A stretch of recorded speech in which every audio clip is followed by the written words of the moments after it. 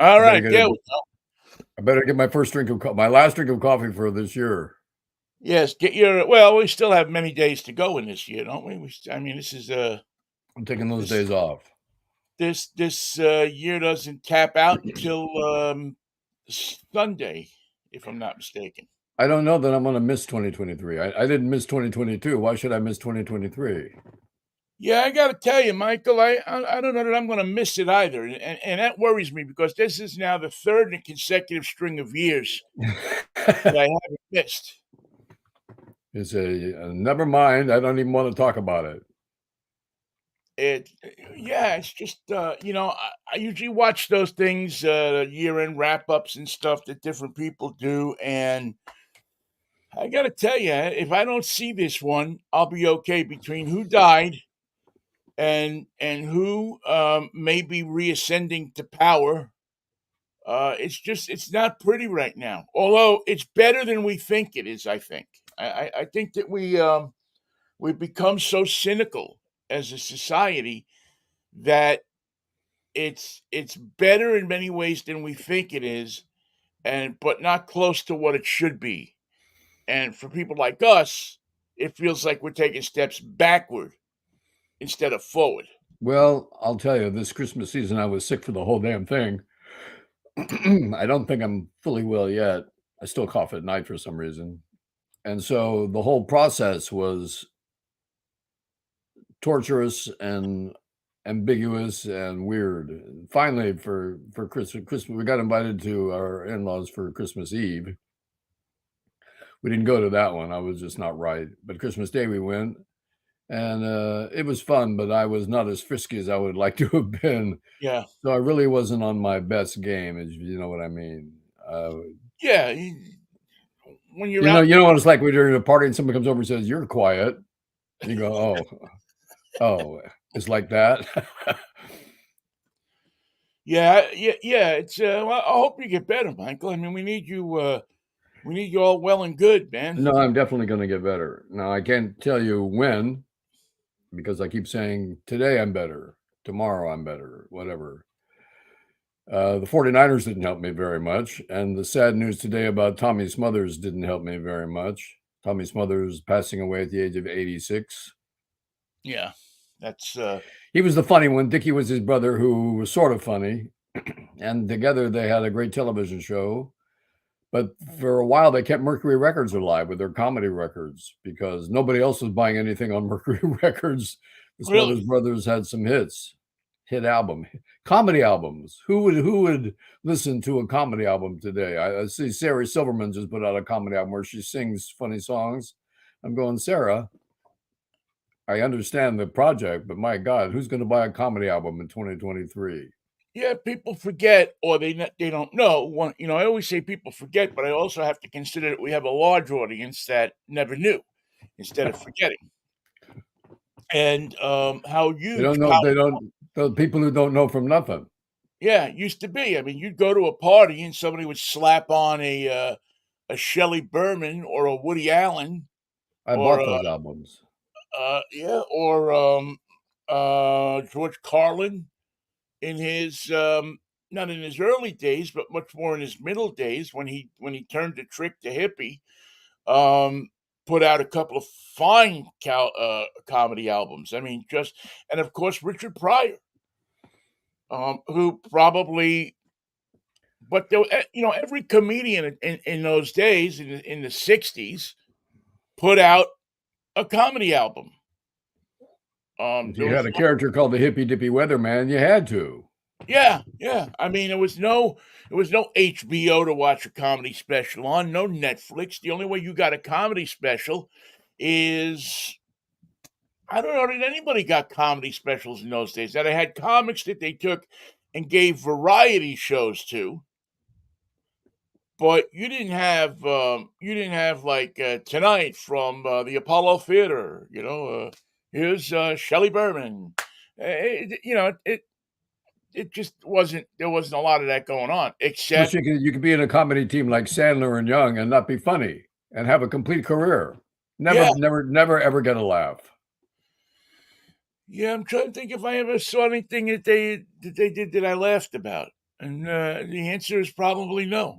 Right. Maybe they weren't Although comedy after all. Maybe we misunderstood. I don't know, I thought I had a pretty good grasp on what was funny. It used to play well when I used it in the classroom the next Monday morning after I saw it on the Ed Sullivan Show. Most of the time, every once in a while, I got a little slap on the knuckles, but yeah, it was that was the way you got it. And you had and you, even the lesser known, not lesser known, but the comics that were club comics more than they were big stage comics. Dick Uh, Gregory, Dick and Gregory, yeah, Lenny Bruce. Even if you want to go to the non-political side, guys like Bill Dana, yeah. um, uh, uh, Vaughn Beater, and the First Family, and Was he a comedian before he figured out he could talk like John Kennedy? heck if I know. So I thought they had a team of writers that put together that album. Who was the guy who did the novelty records? They called them novelty records back then, but he would he did one where he did the voice of, and I don't know if it was the same guy or different guys, but he did the voice of Bobby Kennedy and Everett Dirksen, who was the Senate Majority Leader on a record. He had a slow speaking, sonorous voice. Yeah. He I'm just picturing many people running to Google right now to Who the hell figure is out the the comedian? story. No, it's a comedian named Everett Dirksen. Who is he funny? He doesn't Uh, seem funny. yeah, there was, but you know, you had, oh, He and you had played. Alan King. He plays, and he was not funny either. As hard as he tried, Well, see, he was funny. his shoulders thought he was funny, but the rest of the audience was not certain. He was funny until it stopped being funny to goof on your wife. When his whole shtick was his stupid wife, his stupid wife, his stupid wife. And once, the middle 60s rolled around and We don't want to hear about your wife. Don't you have a people dog? people didn't want to hear you goofing on your wife anymore. That was for Rodney Dangerfield exclusively. After that, Right, and you had to do it in a Dangerfield style. It wasn't just, you couldn't go up there and tell 20 jokes about your wife. You had to have another shtick that went along with it. And Rodney masterfully made his shtick so that he was really goofing on himself, yes, but of course, using his wife as the straight person. like George Gobel. Right, exactly. Another guy who had comedy albums in the 60s and probably never got to do. George uh, Gobel was funny as hell. I thought. Yeah, he was a very funny guy. Another guy who was funny because he could do imitate impressions was Frank Gorshin, Oh God, yeah. who many people Thank know as God the for Burt Lancaster. Hello, Burt Lancaster. It won't be yeah, long before we see that. And he had to turn around to get into character. right. That was the funny thing about Gorshin. You're exactly right. He always had to. He would you would see him, and now let me do Burt Lancaster. He'd turn around and he'd scrunch up, and they'd turn around again, and there was Burt Lancaster. Now, the Smothers Brothers, their shtick was they were only going to sing one song, but it was going to take the whole set to get there Right, because Mom liked you best. and they were excellent. There was a group of comics that were political comics that were, Lenny Bruce, um, uh, George Carlin in his later 60s days, um, Dick Gregory. Dick Very, Gregory, yeah. who ran for president how many times? Um, I saw him. He appeared at the University of Miami when I was there. He played the outdoor patio and did a good job. Especially because I remember the one line he said, funny thing about black people in this country, there's always some white guy who thinks you're a cannibal. He says, me, I'm a cannibal. Go to church on Sunday. Here's his body. Here's his blood. Yeah. Who's the cannibal?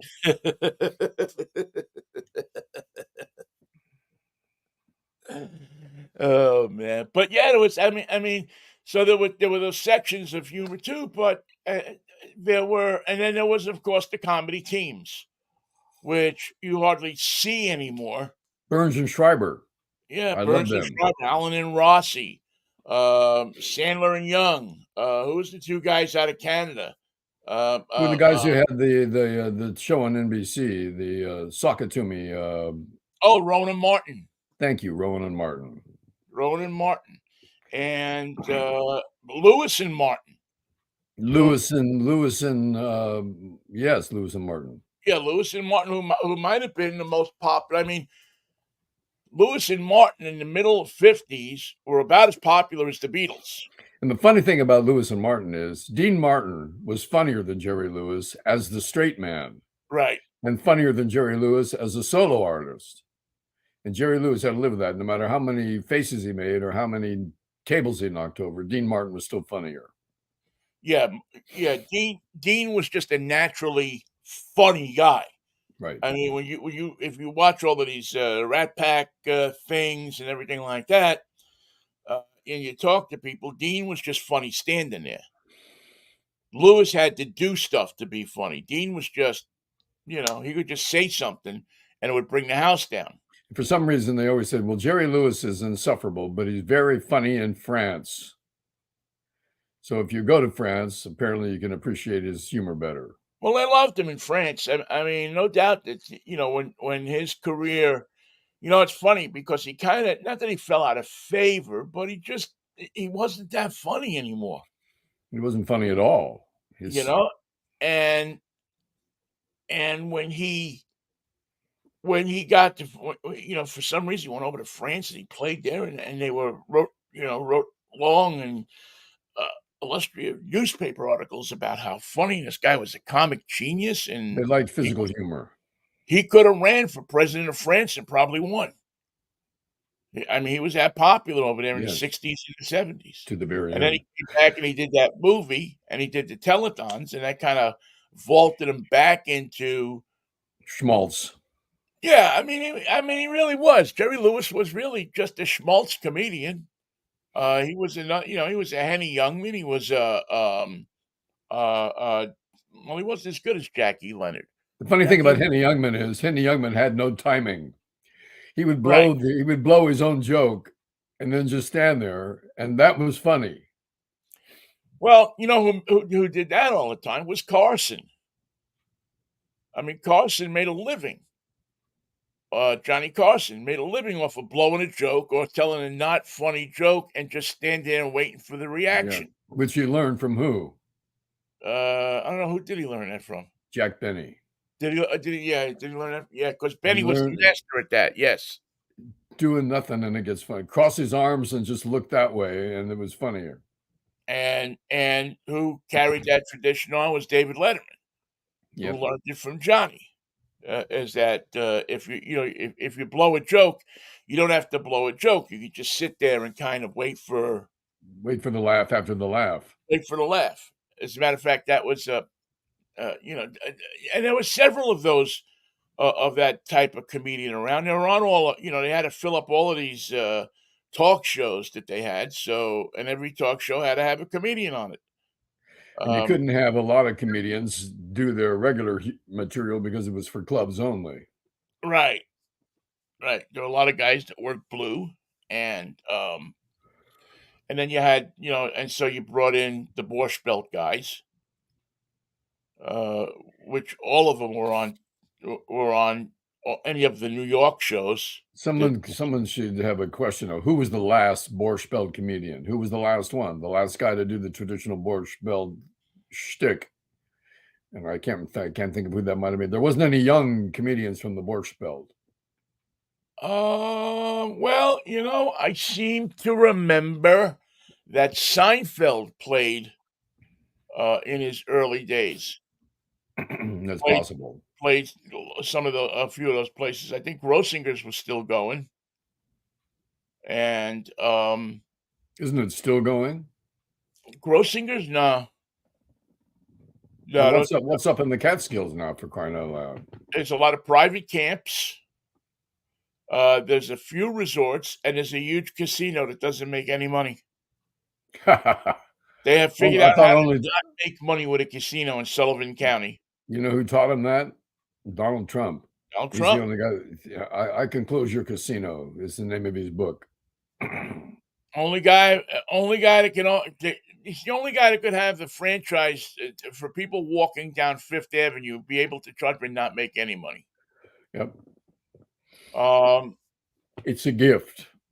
And yeah, the Supreme Court of the state of Michigan said, okay, so he lied to us. He made efforts to take the election out of the hands of the electors who were going to sign off on it in Wayne County, but let him be on the ballot. What the heck? yeah. They One made of up their our mind to him. one of our friends, William King, comments that comedy is practically dead. You can't make fun of anyone. You can't hurt people's feelings. I think he's 100% right. Well, ask Bill Dana about that. We mentioned Jose Jimenez. Yeah, That you can't do that I now. think he's 100% right. Is part of what's killing comedy is that people fear getting canceled, and they, you know, so much of comedy was making fun of people. No soup for you. Now, is Right. that anti-Semitic? Is that anti-Hungarian? Is it anti-Italian? I'm sure some group Who, would come up and say it's anti something. who's Seinfeld making fun of there with the no soup for you guy? Because Well, he he's probably was, making fun of some guy that he knew that worked at a New York deli that yeah, was some guy, exactly like that. some guy that was not 4 generations white from Massachusetts. Right. He wasn't, I don't think he was making fun of a particular ethnic group. He was just that, every diner in New York has some guy who doesn't speak English that well. Who's in Maybe charge? maybe he's Eastern European, maybe but there's some guy that doesn't speak English that well, and he's got a mean disposition because he's working for $3.50 an hour. He's in charge and he's angry. And he's there cooking 12 hours a day and has to pay the subway people back when he goes home. I mean, he can't afford to take a taxi home. So those people are still there in abundance. And I don't Well, it's I mean, if you go into a Chinese restaurant down in Chinatown, you're gonna find them there. and Chinese people. If you go to a get your order together before you say anything. Don't say what do you like or is the bong free soup fresh today? None of that crap in the restaurants. Yeah, yeah, but Seinfeld, in that character, that soup Nazi, you couldn't call him a soup Nazi even today. Somebody would be upset that you used the word Nazi. And I don't know that that's good, Michael. I don't know that it seemed like the world ran better when we had a sense of humor about things. I mean, And I then understand The hurtful. Smothers Brothers sang about falling in a vat of chocolate and yelling chocolate. Yeah. Well, that was it. That was the whole joke. It took him all the way to the end of the song to get there. I fell in a vat of chocolate. I fell in a vat of chocolate. And what did you do? I yelled chocolate. Why? Don't have to tell you. Because they did Why so did much you? funny stuff on the way to get there Right. that they were entertaining you. And plus they were also very good political writers. They had their thumb on what was going on. Again, I go back to that period of time when you didn't make fun of the president on television. You didn't Or the make fun. war. You didn't question things on television. And shows like the Smothers Brothers, and that was the week that was, and other shows like that went away from the Ed Sullivan mold of variety show and took on um, took on the government, took on the politics. Wanted to know in a funny of a way, in a humorous way, in a satirical way that you is as satirical way as you could do it. Why were these people dying in Vietnam? What were we doing over there? Why was all of this money going to build up all these weapons and stuff, nuclear war, and all of the things that we worry about today? The things that we're worried about with the Israeli-Hamas war would never have been openly discussed without a comedic edge on it, a satirical edge on it to take the sting out of it. Well, they were discussed, but they were discussed on Sunday night on David Susskind or on William F. Buckley or on public service shows. You didn't get them in prime time. Right.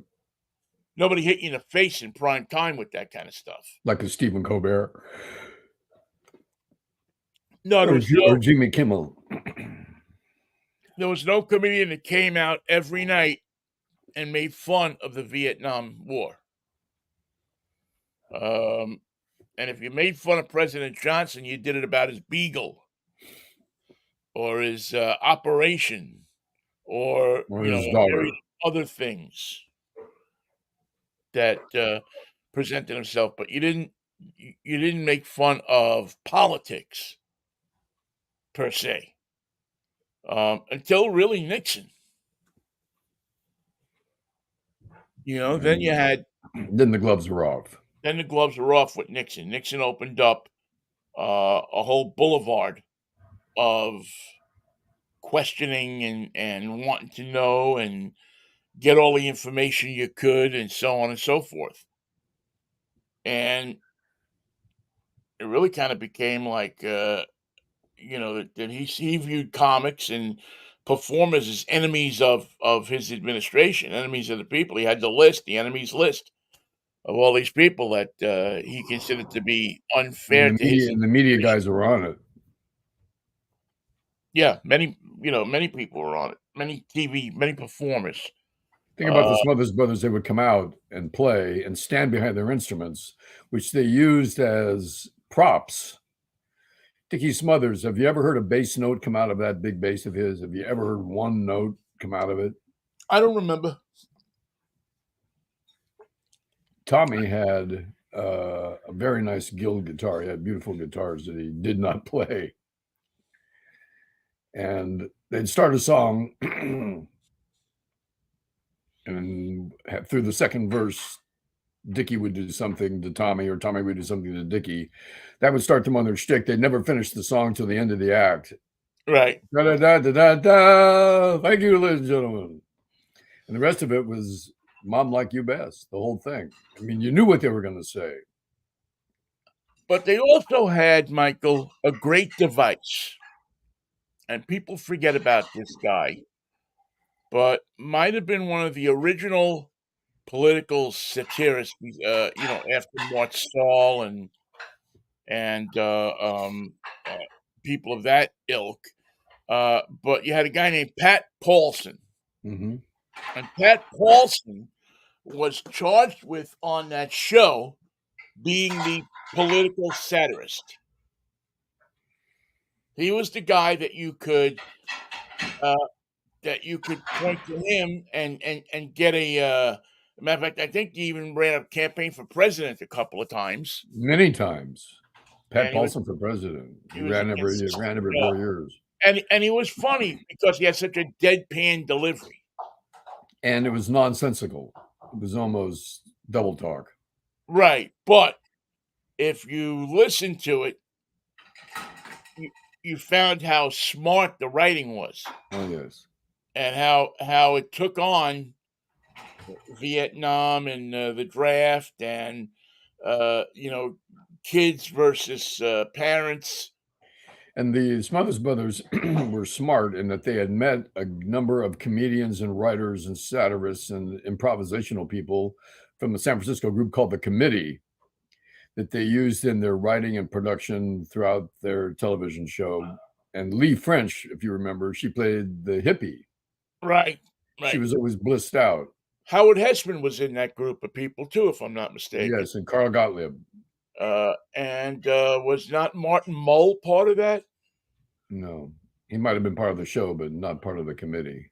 Yeah, but you had much as you had the Second City in Chicago and the the Groundlings, and there were these comedy groups, these improv groups, these different groups that uh, would get together and do comedy, Right. and many stars came out of those different groups, and the Smothers Brothers among them, and they were huge in San Francisco, L.A., obviously, Chicago, and New York. Well, no, the club in Chicago was Mr. Kelly's. The club in San Francisco was the Hungry Eye. What was the one in New York? The Village Gate or the Village? Village Gate and Not the back basement door, but yeah, it's in the Village. another place. The other end, the bitter end. The Bitter End. Thank you. The bitter end, yes. Yeah, it took me a second. At the bitter Good, end, good club with a brick wall behind the stage. yeah, the other end, and yeah, if you see a club with a brick wall behind the stage, it's because the bitter end did it first Right. and set the tone for a generation of comedic expression. And those are the clubs that when you got there in the '60s, those are the places you needed to play. Those are the places you needed to get into if you were going to be have any success, and certainly if you were going to get a television gig, because every night there was somebody from one of the networks Looking um, for talent. looking for talent. I mean, television was still a fairly new medium, and it was just kind of getting its legs under it. So they were still looking for people that they could, they could turn into actors or turn into comedians that had that something that they could work on and make something bigger. At the Hungry Eye in San Francisco, I did a show called Backstage for KCSM, my college radio station in San Mateo, where you are. And got to see Bill Cosby, got to interview Woody Allen, Shelley Berman, Noel Harrison, Spanky and Our Gang, the people who were playing the group. I didn't know how lucky I was. I had no idea how lucky I was that Enrico would let me come in there and do that. Enrico Banducci. Yeah, Later, when we were on the city, he became a guest a couple times. yeah. The most famous show was Enrico Banducci comes on the morning show to teach you how to make pasta. Turns out it never occurred to him before that he didn't know how to make pasta. I had no idea. And it didn't matter. But it was Professor Irwin Corey, Irwin Corey, Mort Saul, all those guys we got to interact with. It was wonderful. still one of the funniest things I've ever heard on radio was I forget if it was I think it was 72 WNEW-FM, which was the progressive station in New York, had Professor Irwin Corey doing the election results. And I don't think I've ever heard anything as funny, but yet as true as what he was dishing out that night. He was Professor fantastic. Irwin Corey was the world's foremost authority. That was his title. Right. On what? On anything you bring up. Whatever you brought up. Bring up basketball and the fact that the Detroit Pistons have lost 27 straight games. He could do 5 minutes on that and make you laugh till you cried. He was the original. I can give you, I'll give you 5 minutes on anything guy. He knew a little bit about everything. And he would come on. He would have no fear in doing 5 minutes, and then if we ran out of stuff, he'd make it up. There used to be a style, a type, a category of comedians that were called double talkers, who would start out speaking what sounded like English, but then you realize as they get further into their story, they're not speaking English at all. They're not speaking any known language. They're inventing this as they go along, but it sounded as if they were speaking a language. And it was a great talent that only a few guys had. The Erwin Corey sort of mixed in double talk with absurdity and surprise. But there were some guys who could just double talk their way through that. You can hear it on the Small Faces record called Ogden's Nut Gone Flake. There was a famous British double talker who tells the story about this fly. And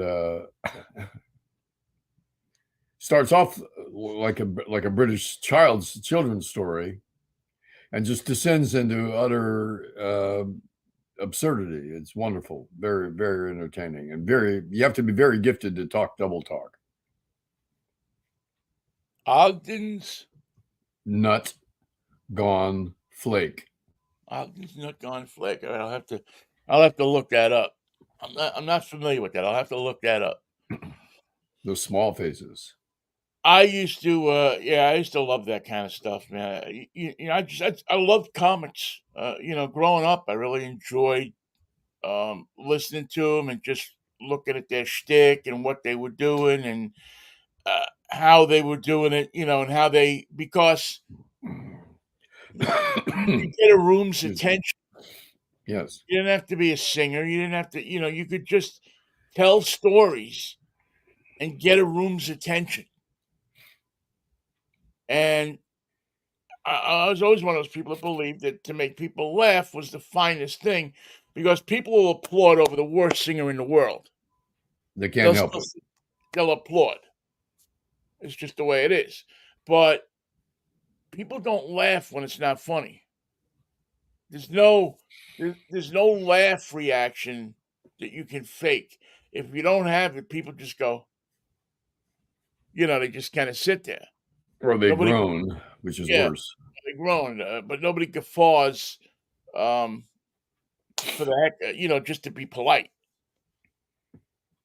So it's always been very fascinating to me, to see that. It's a sad day in the comedy world because again, whether you knew him, from his performances, you knew him personally. By the way, a heck of a winery, one of the first artists to go into winemaking. But I think both brothers did it together, didn't they? Yeah, they had the Smothers Brothers vineyards up in Calistoga, and produced some pretty good wines.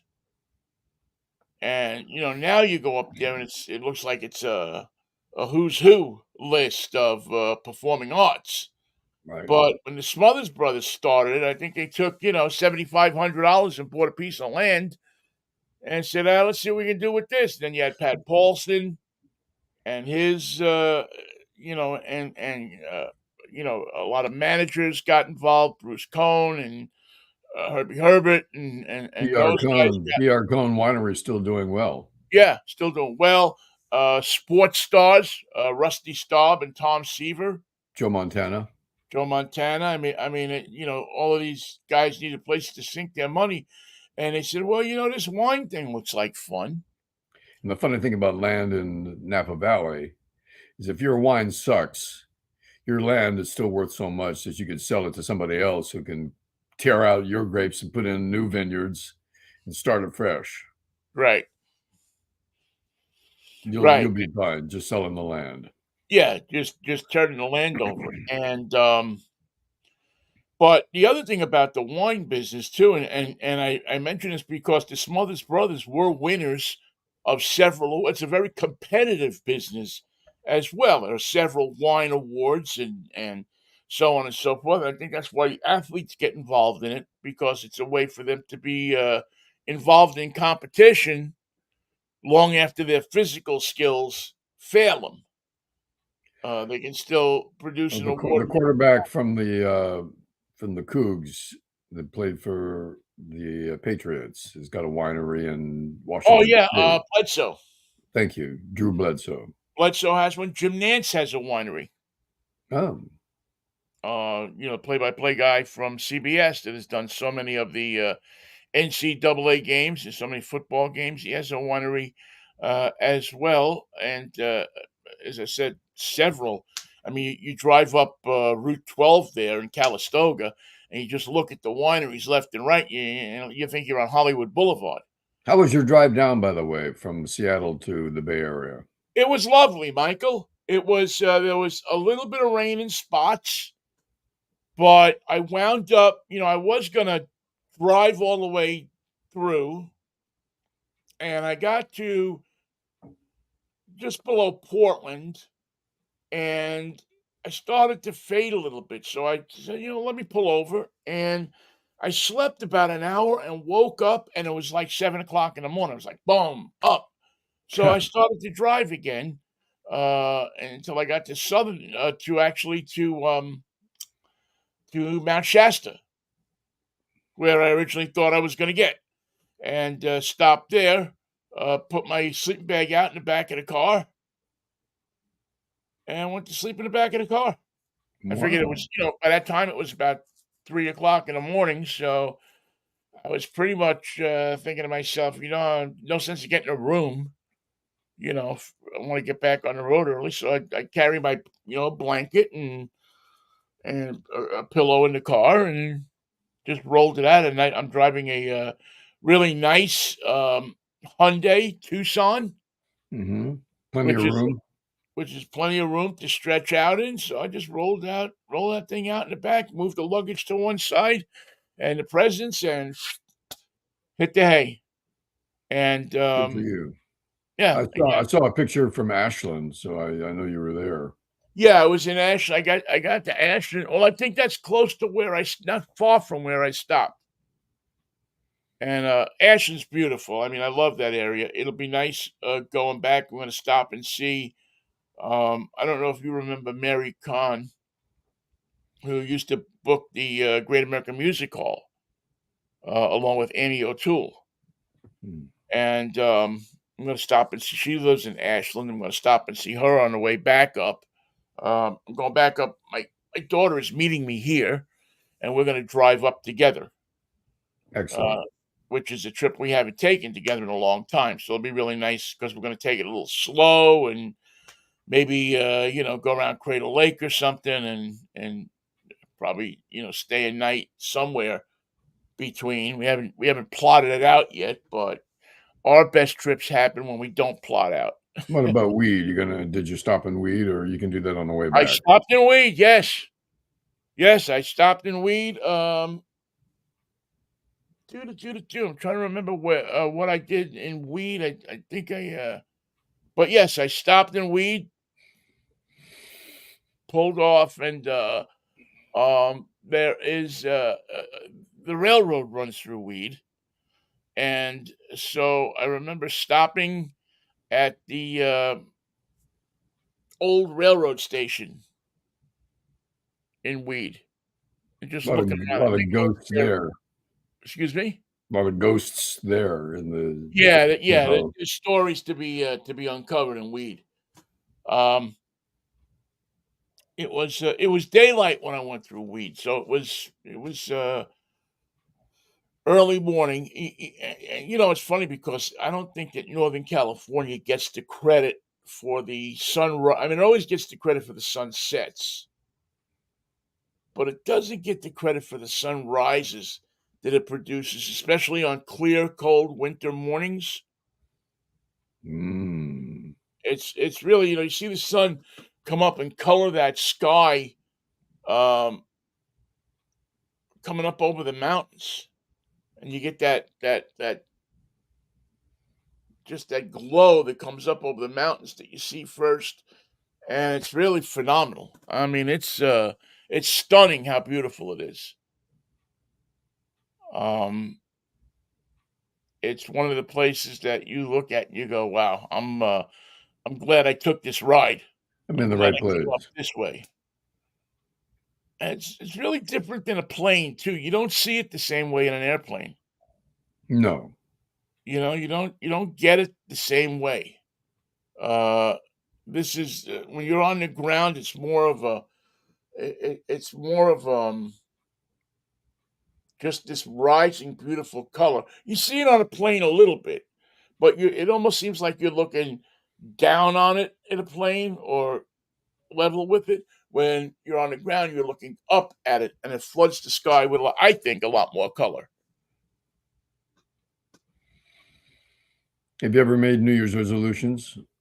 Yeah. I got a box full of them somewhere. Oh, You good. want you want some of mine?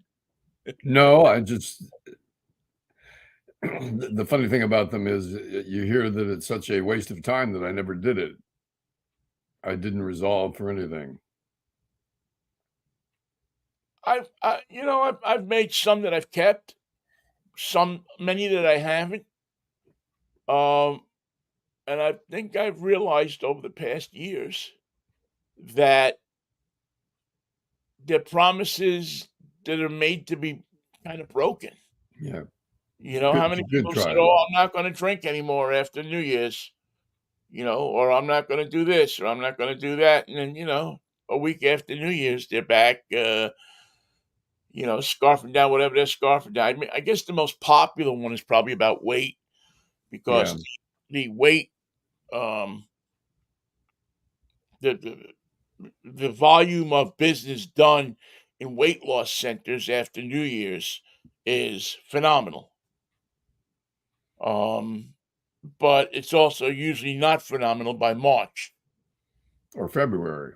or February. Yeah, because these are a lot of things that people, well, I'll take a bite of this isn't going to kill me, and a bite of that isn't going to kill me, a little bit of this. Oh, if I had this one plate of spaghetti, it's not going to do anything to me. Or if I, I two can't go pieces to the of pie gym a because la you mode. have to go to the gym. If the gym was here in the house, I'd work out every day, but you have to go to the gym. I don't have time to go to the gym, so I'm not going to the gym. What's the is there a resolution that you've made that you feel really bad about breaking? No, never That's made any. Yeah, I've stopped. I mean, because I just realized that I tend to make resolutions throughout the year that I'm going to do different things or try to do things differently or try it a different way or try to listen to somebody that maybe I don't listen to. Um, because they're either I perceive them to be throwing out gibberish. Um, but I will admit, from those resolutions, they're not really resolutions. I think they're more promises Yeah, to myself. I think from those, I've definitely gotten some interesting and smart stuff. But if I say, oh, for the new year, I'm going to change this, I don't know. I don't know if it works out for me in the long run. I thought of another comedy team.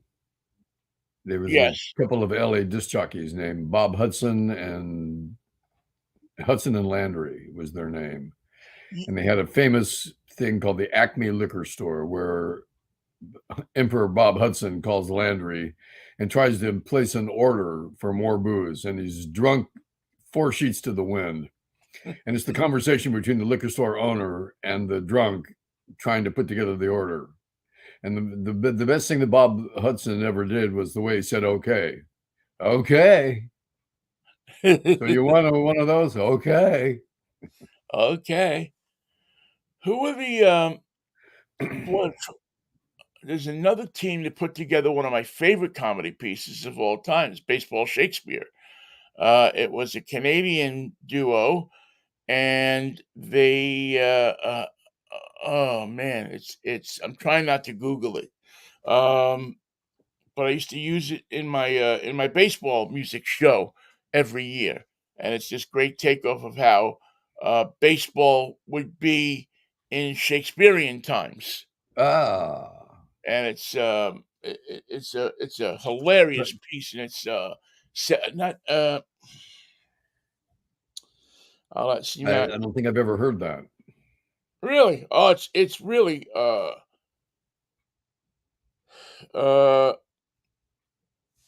Whitney. Let's see if I can dig it up here real quick. Baseball Shakespeare or Shakespearean baseball.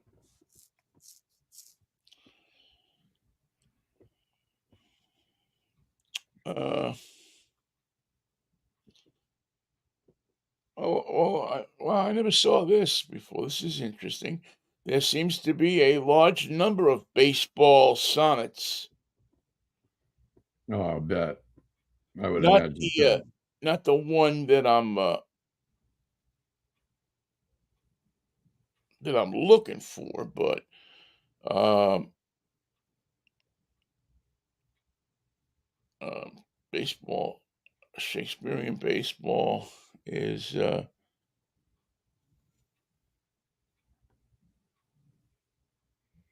Shakespearean baseball game. Uh, Wayne and Schuster. Oh, yeah. Wayne and Schuster. I remember them. Yes. Very funny mid-60s comedy duo, Yep. and they do a Shakespearean baseball game. And Excellent. I'll have to dig it up sometime and play it. And do they Uh, use the phrase out, damn spot? some similar to that. Yeah, I mean I don't have it memorized word by word, but they incorporate everything Shakespearean into this routine. We need a Shakespearean umpire in the National League to brighten things up. Five on it. By the way, the Dodgers have signed every player that's available in free agency. There's nobody left. There's no money to go to any other team. The Giants get to at least let these players visit them. They say something to them like, "We know you're not going to sign with us, but it would be great if you did because we could sure use a player like you. And all we can promise is that we'd be a better team if you'd play for us. But we know you're not gonna. So let's have lunch and have some crab and some." Well, they signed the Korean guy. Yes, they did. I mean, he's Lee. supposed to be a stud. He's a center fielder and he's playing for the Giants. But when it came to pitching, namely Shohei Ohtani and Yamamoto, we couldn't get in the running. We couldn't get in the room. We weren't taken seriously. It's like we're a AAA team. And it burns me to the quick. Well, you got to listen. Could be It'd be worse. another year when we said we had the money to sign him, but nobody wanted to play with us. Yeah, we get that. So you got the money, but nothing to show for it. Well, the Mariners let one of their catchers go, and then went out and signed uh, a catcher who previously worked for the Texas Rangers. Giant Scott Murphy signed Yeah. him to a Giants 2-year got deal. signed Murphy. Murphy's a good guy. I think they're gonna like him down in San Francisco. But they still haven't seen. Now I don't know maybe the Mariners. Maybe this guy's a little better than he's getting credit for. Uh, and his name is escaping me at the moment. Sorry. But anyway, if I remember right, he was a pretty decent catcher down in Texas, and we'll see what happens. They let Murphy go because it was time to sign him to a longer deal, and they demurred. Well, that seems to be, and that's why I was saying last week that the Mariners find themselves, strangely enough, in the same position that the Pittsburgh Pirates find themselves in. Making money by selling hot dogs. That we're now we're now fielding a team that is dictated by budget as opposed to ability. They had the formings of a very good team here, but because they have to take over root sports, they need money to do that, so they can't go out and spend money on baseball players. They're spending money on equipment instead. Whatever they got to spend money on, whether it's debt service or equipment or what it is, they're certainly not spending it on baseball players. Um, and it's caused a serious feeling in this town Of that abandonment. they're not really serious about being competitive. That that they shouldn't come have as a money, surprise. that they make money, but yet they lean on the excuse that, as some ball clubs do, that it is a business and we have to make money. We can't go out and sell and buy free agents for phenomenal amounts of money because it's if we get in the World Series, it'll only put us in further in debt. If we win, we lose money. That's pretty much what they would tell you. And What it costs us to win is not worth the effort. it's funny that in many ways it's true. Um, in Well, many how many ways, how many teams? You don't have to be the Mariners. If the Giants can't be competitive and they have the money to be competitive and they can't get anyone to play ball with them, how many other teams are like that? The Milwaukee Brewers, the Kansas City Chiefs, the Kansas City Royals. well, you get a stink on you. Yeah. You get a stink on you, and all of a sudden, players don't want to come and play with you. Um, players, as a team, you get a reputation. Why do I want to go there? They don't want to win. All the pressure is going to be on me to supply everything for this club, and I'd rather go to a place where there's 4 or 5 other guys uh, that have the talent to put this club over the top. Now, I'm not saying that the Mariners are going to be horrendous. I think they look to be a 500 team, maybe a little bit better. Where's it going to get you in that division? Where's it going to get you when spring? Who are your exciting stars? You have 1, 2 guys on that team that are going to excite people. After that, not so much. And look at the Western Division of the American League. Who are you going to beat? Where are you going to be in the standings? Who can you realistically say you've got in your pocket? Nobody. You got to you got some pretty formidable teams. I mean, the Astros, even though they change managers, are still a team with a lot of talent. And it Uh, leaves room for one thing, and it's a rare thing, but it happens in baseball more than you would expect. That is a team of so-called nobodies who put it together, who put together well, what you the call Phillies a bingo. couple of years ago. Yeah. Yeah, the Phillies were just such a team. Nobody really. I mean, half the guys on that team had to look around and see who was in the clubhouse that they knew. Who are these guys? Who are these guys? I don't. Make sure you have your scorecard with you because you can't tell them by their facial expressions, And so especially when you everybody starts wearing the beards. so new guy Murphy, who are you? I'm the catcher. Oh, that's why I don't recognize you. You're always wearing the mask. Okay, I got Yeah. it. Can you hit? I can. The question is, will I? Will I? Yes. Well, the good thing is in Philadelphia, they will let you know if you're not hitting quite quickly. Yeah, in San Francisco, we're too damn forgiving because you know my rule: hit the damn ball, or I'll get someone who will. Well, obviously, I'm not working in the front office of the Giants. They're not hitting the ball, and they're not getting somebody who will. So they take the sting out of that equation by saying, "All right, you didn't get a hit. We needed a hit. Go sit down. You'll be fine." Murphy's one of those guys I think that a very good thing that can be said about him is that he rarely lets the ball go to the backstop. That's good if you're a catcher. I mean, that's one piece that you can build off him from there.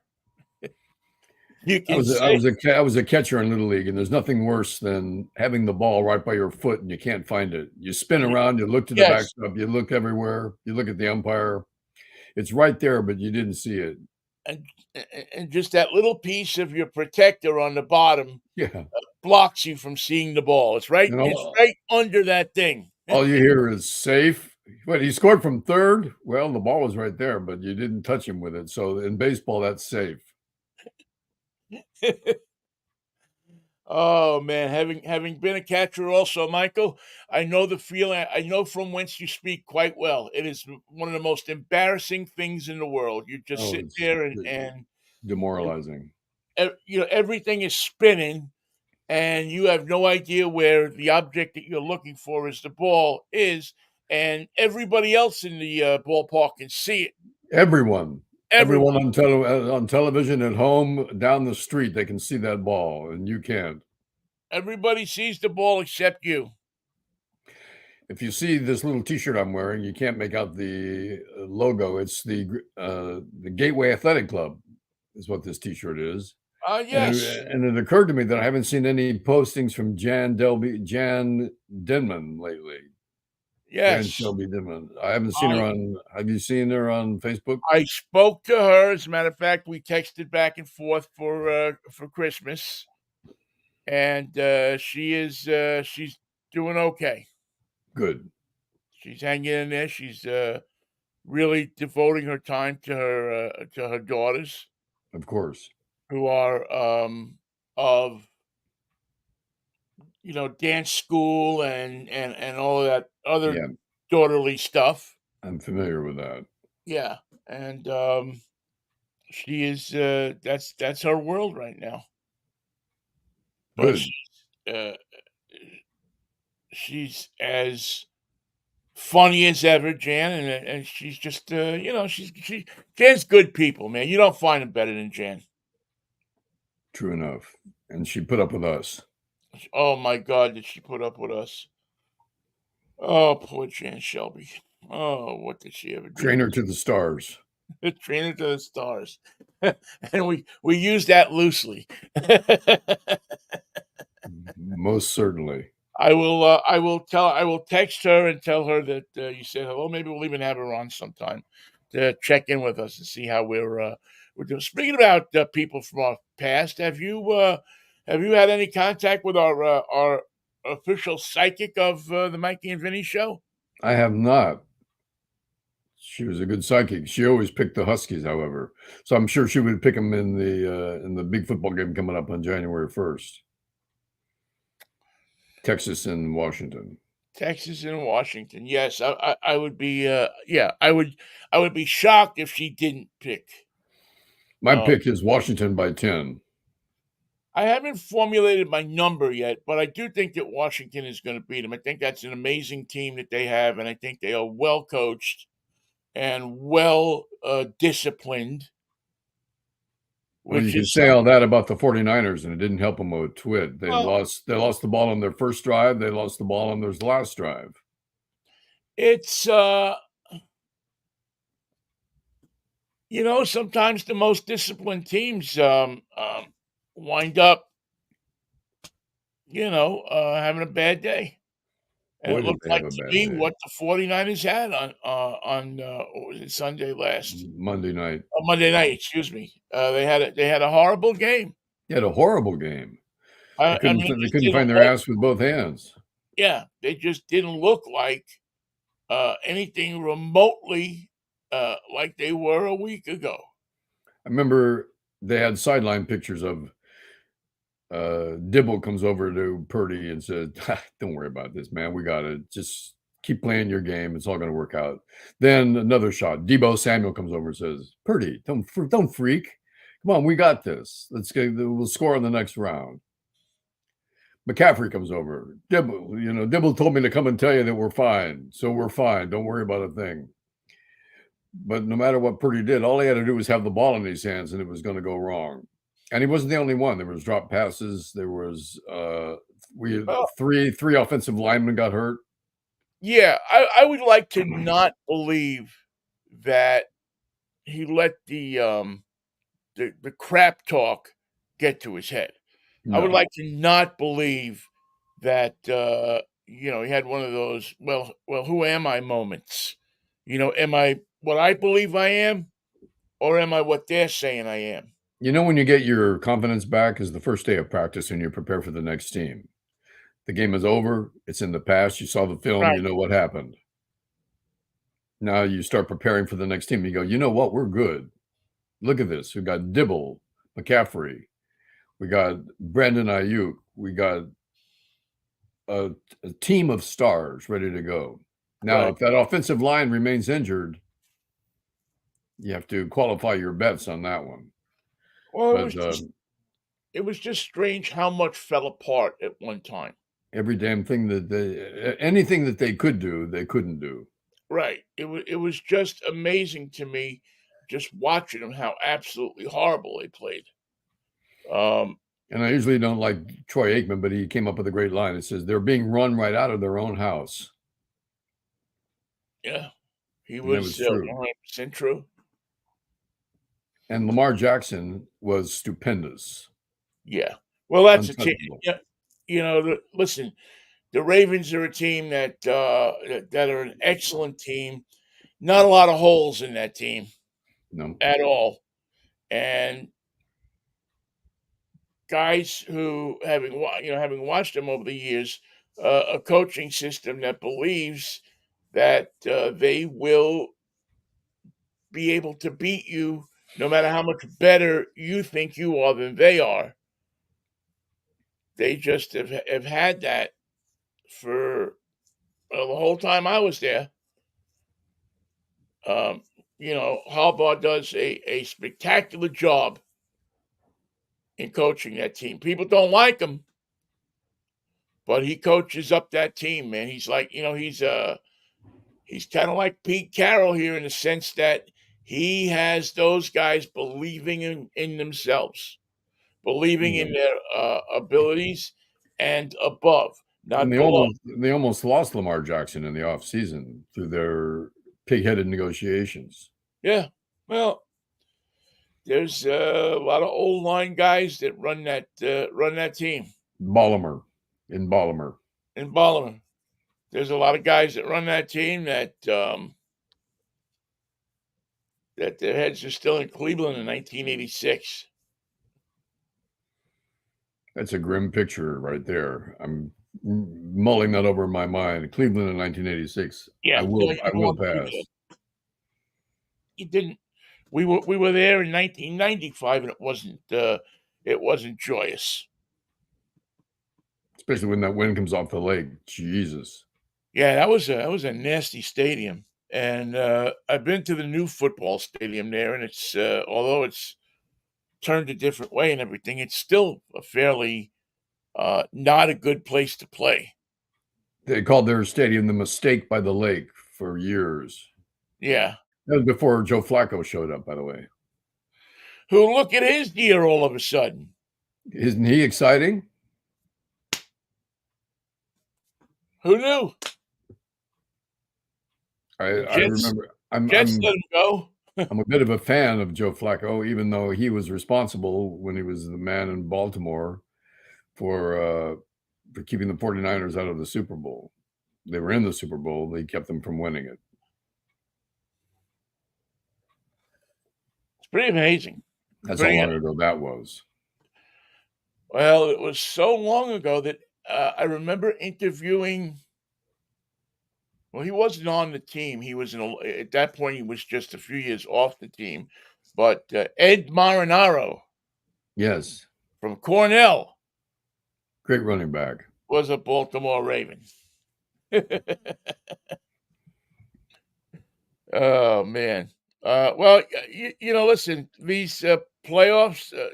We got 2 games left. The Seahawks get the Steelers this upcoming weekend, which I think is a pretty good matchup of teams. Bad combination of the Steelers coming in with Mason Rudolph looking like suddenly he's an authority. How did that happen? They I couldn't find a wouldn't quarterback, and then all of a sudden it happened. I wouldn't get too excited about Mason Rudolph. Given the opportunity, he will fail. I just wouldn't get too excited about him. I'm really to me, I'm much more interested in Kenny Pickett and what's going on there.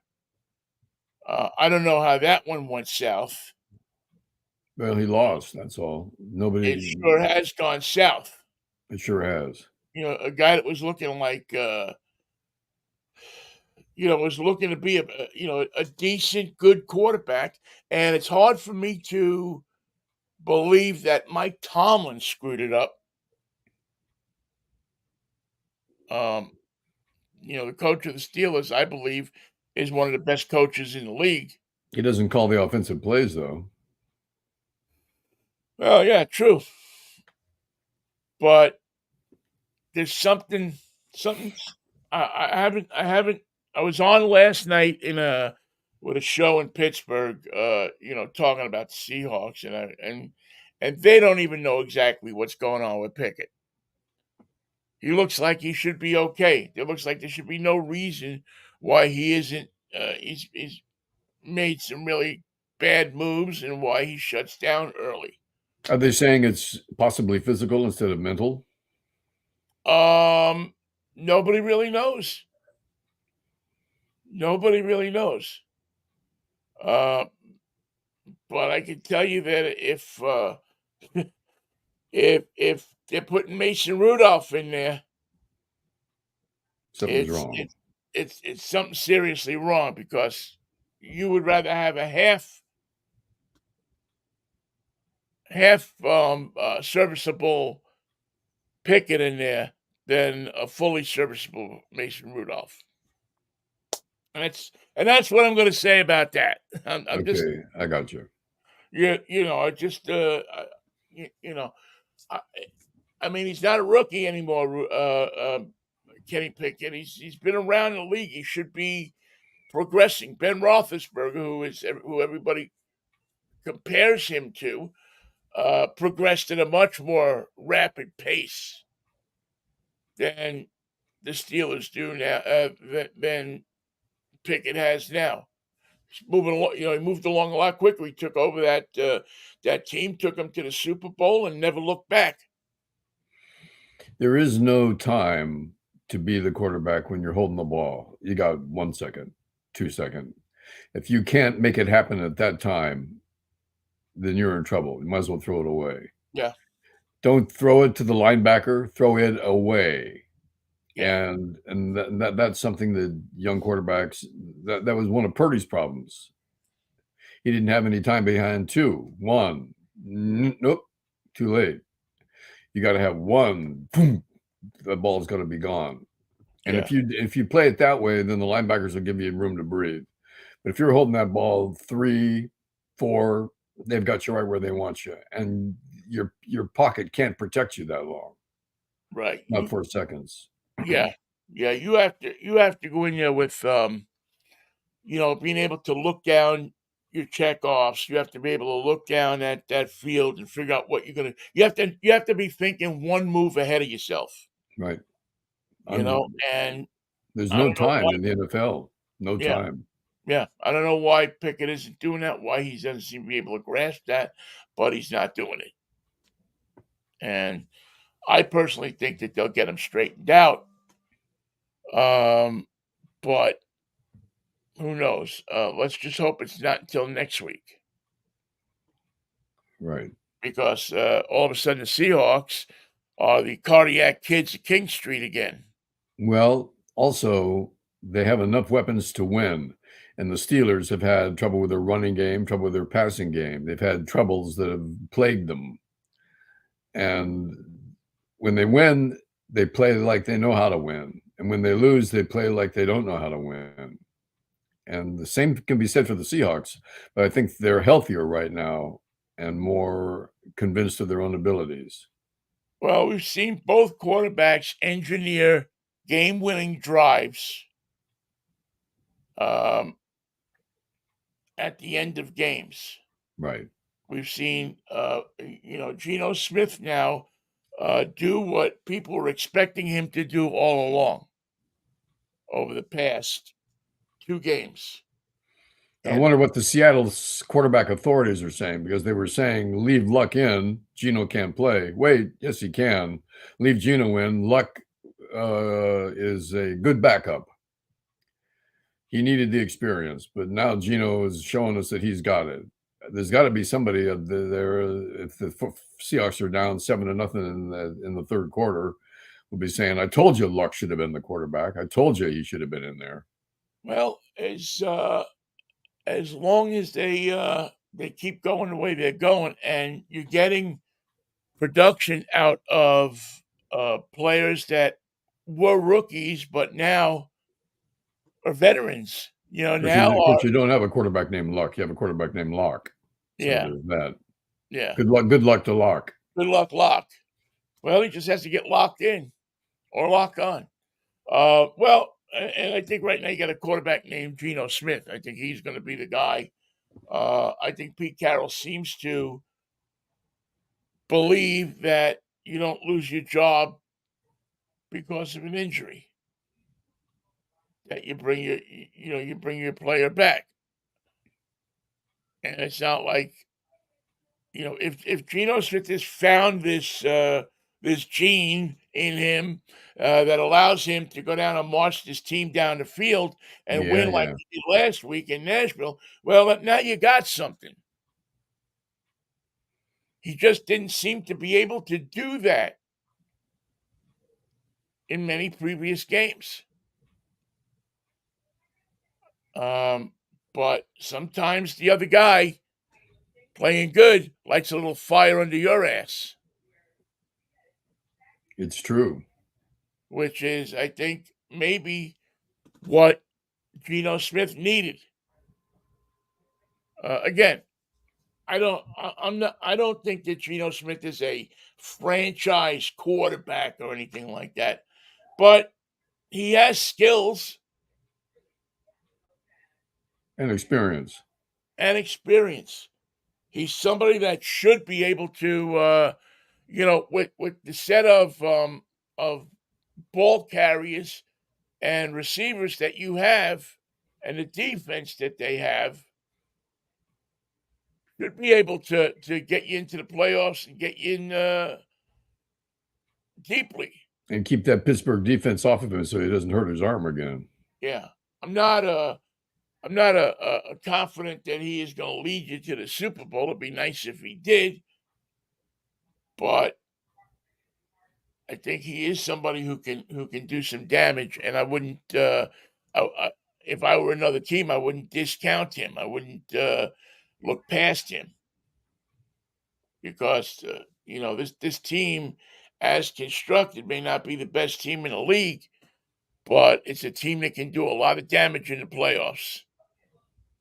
And you know how that goes. You beat somebody in the first round of the playoffs, and all of a sudden you're feeling kind of strong. Feeling better. I feel better every day. Well, Yeah. Vinny, when's your drive home to Seattle? My drive home, I will be on the road Thursday and Friday. So, do we want to tentatively try to do something on Friday, depending on where I am, or It's do up you to want to take you. off and get the rest of you better? I could use the day off, All right. Why don't we and reconvene that way this next? you don't have to worry about your schedule. Yeah, yeah. Reconvene this next Monday, where we will. Well, no, Monday is New Year's Day, so next Wednesday, a week from today. Next Wednesday. Okay, we'll take a good week. Yeah, take a week. Let's reconvene. We'll be ready with all of our bold predictions for 2014. I predict that Donald Trump will not run for president. In 2014, I predict you're right. Oh, we're going back to 2014 for our predictions? Okay, I got you. Well, I pick a year. Is there a year you like better? I mean, we can go with 1969 and predict that man is going to land on the moon. Or the whole thing was done at a studio in Texas. Now you're talking, Mikey. Now you're getting the gist of what the gist is. Now you've got some professional gist. Now you have gist. Just be careful what you do with it. All right, pal. I will see you Have then. a good drive with your daughter. I hope everything works out beautifully there for an excellent drive. Thank you, sir. And then I will see you on Wednesday next, if the Lord's Wednesday will. next. All right. The creek's got to rise sooner or later. I know you keep asking it not to, but and I'm glad you do. But the creek is going to rise sooner or later. I will view it on my way up and give you a full report. And what's your favorite wine? Oh, well, it goes along with the other two things on the table, Your little which peace, little always are love. peace, love, and Manischewitz, baby. I love that wine. What a wine. Have a great New Year, man. All right, you too, Mikey. Happy New Year. Happy New Year to all of our friends out there. We will see you next Wednesday. Peace, love, and Adios. Manischewitz, baby. What a wine.